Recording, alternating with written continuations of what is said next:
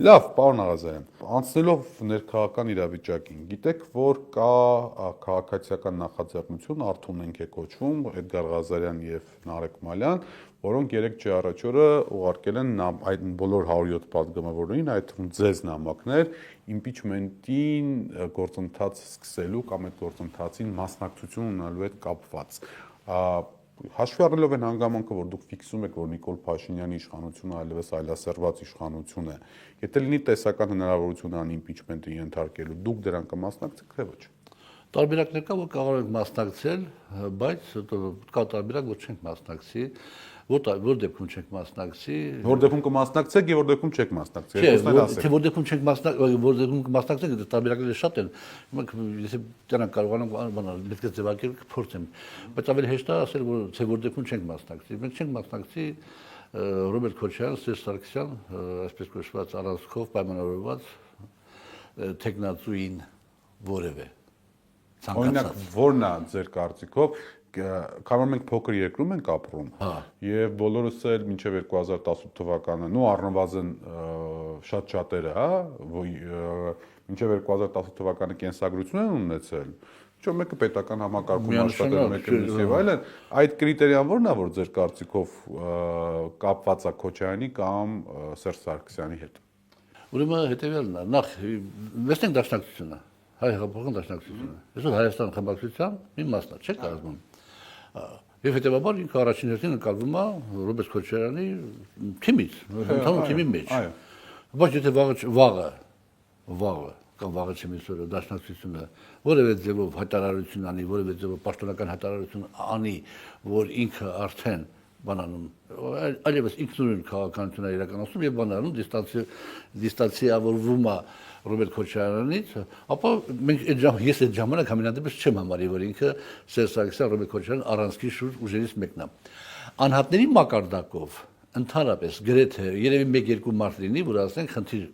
անձամբ ես ունենամ քաղաքական իմաստով։ Անհատների մակարդակով որևէ մեկի նկատմամբ խնդիր չունեմ եւ անհատների մակարդակով ցանկացած մեկի դեռ կարող է խոսալ եւ քննարկել հարցեր։ Հիմա եթե տեղի ունեցավ այդ process-ը, սա եթեները շատ են։ Եթե Հայաստան դաշինք առաջարկի տեխնացու Հայաստան դաշինքի մասին չի խոսքը, հիմա տեսեք, տեխնացու սկզբունքով է առաջարկելու կամ պատիվ ունեմ կամ Հայաստան դաշինքը։ Այսինքն այդ պատգամավորներից մեկն ու մեկն է առաջարկել, որի տակ դրվելու են ստորագրություններից։ Մեկը սկսվելու է գործընթաց վարչապետի տեխնացուով եւ սկսվելու է 36 կարծեմ պատգամավոր պետք է լինի, որ մտնի բան։ Հիմա մեկը դնում է պայմանական եմ ասում Նարեկ Գալստյանի կամ ինչ որ այլ մեկի անուն ազգանունը, որը ուղիղ Հայաստան դաշինքի կամ հանրապետական կուսակցության անդամ չի, բայց որին վստահաբար քաղաքացիական պայմանագիրը դակելու է որպես նախկին հանցագործ եւ այլն եւ այլն եւ այլն։ Այստեղ ձեր մոտեցումը ինչպես կլինի։ Այդտեղ էլի լուծում կա, ուրիշ ձևի լուծում կա, որ Նարեկ Գալստյանը չընկալվի որպես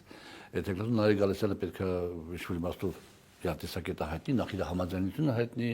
տարանթանանք ինչ-որ իմաստով իր մոտեցումների հետ, հարցերի լուծման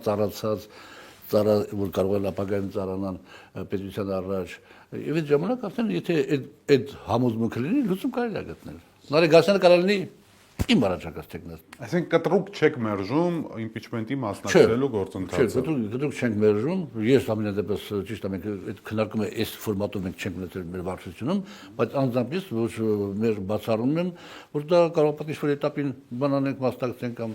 օժանդակենք, բայց այդուհանդերձ այդ բանաձևի ներքո Ռոբերտ Քոչարյան, Սերժ Սարգսյան, որովհետև մեր համաժողովի որոշումն է, որ մենք պետք է մեր ուժերի համեստ ուժերի ներածին չափով անենք ամեն ինչ, որպեսզի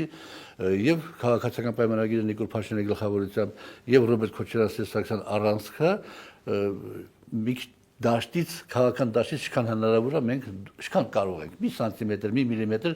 դուրս մղենք, որ դաշտը բացվի մյուսների համար, որովհետև իրանք իրար բանը պահում են։ Մենք գիտենք, թե ինչ ա արել հիմա այդ Ռոբերտ Քոչարյան, Սերժ Սարգսյան, ինչ ա եղել այս Փաշինյանի իշխանության տարիներին, ակնհայտ է, երևում է մեր ուղղի արջևը, Արցախից բռնացրած, վերջացած բազմաթիվ ներքին այլ հարցերով։ Հիմա որևիցե մեկը, ով էլ նախ տեսականորեն, եթե այնպես ստացի, որ այդ 30 քանիսը մասնակցեն, հələ դա այսօր ժողովուրդ հավաքվի, այդ ժողովրդի ազդեցության ներքո ԿՊ-ականներ որոշ միանան եւ այլն, սա շատ տեսական խոսակցությունն է։ Բայց ով էլ, եթե հանկարծ տեղ ունեցավ վարչապետ ընտրվեց, այդ կառավարությունը պայմանական ասած, այս խորհրդարանի գողորոք շատ կարճ կյանք է ունենալու։ Խնդիրը հիմնականում այն է, որպեսզի հաջորդ ընտրությունները տեղի չունենան Նիկոլ Փաշինյանի ղեկավարմամբ դիմությունը ամենպես այդպես է ձևակերպում, որտեղ հակառակ պարագայում մենք կարող ենք ունենալ վարչական ռեսուրսի կիրառում, մենք կարող ենք ունենալ իրենց ասելով եմ ասում, ընտրակեղծիքներ, մյուսը եւ այլն եւ այլն։ Ոստի ավելի լավ չի տրամաբանությամբ հիմա չգնալ նախկին ներկա տրամաբանության, հասնել նրան, որ ձեր նշած այլասերված իշխանությունը չունենա իշխանություն եւ հավասար պայմաններով գնալ ընտրությունների։ Բայց բանը, եթե մենք ինդիկատոր ունենք, որ եթե Նիկոլ Փաշինյանը մնում է իշխանության, ապա ընտրական process-ների վրա որևէ ազդեցություն կարող է ունենալ այդ կոնտեքստով։ Ճիշտ եմ հասկանում։ Որտեղ է երաշխիքը, որ նոր այս վարչապետը, որ պետք է ընտրվի impeachment-ի արդյունքում, նույն բանը չի անում։ Խորհրդարանում մեծամասնություն չունենալը թիմ 1 երաշխիքը։ Այս խորհրդարանում ոչ ԿՊ-ական որևիցե վարչապետ չունենալով մեծամասնություն։ Կառավարության կազմաբանը փոխվում է եւ այլ։ Այստեղ դա շատ նոր հարց է։ Դե դրա համար մենք այդ հարցը փակ չենք համարում, դրա համար մենք համարում ենք, որ ասենք ցանկացած էտապում մենք կարող ապա ինչ-որ բանի մասնակցենք, քննարկման մասնակցենք եւ որովհետեւ շատ կարեւոր հարցադրում է, այդ ձեր հարցադրումը, որ դուք հիմա դրեցիք, այս պահին իմ համար կոնկրետ 26 թվականի կամ արտահայտ ընտրությունների ֆորմատի դեպքում այդ հարցը լուծելու անհրաժեշտությունն է, այդ հարցը լուծելու անհրաժեշտությունն է, ասենք որ ուժեր որոնք լիքը տարբեր հայացքներ ունեն իրար նկատմամբ, իրար բանը արժեհամակարգային պետության կառավարման եւ այլ, բայց միավորվեն այդ խնդիրը լուծեն, հետո նոր Աստեն գնան հերթական ընտրությունների։ Կամ հերթական ընտրություններ կամ չէ, կամ եթե չեղավ արտահայտ ընտրությունները այդ հարցը լուծեն։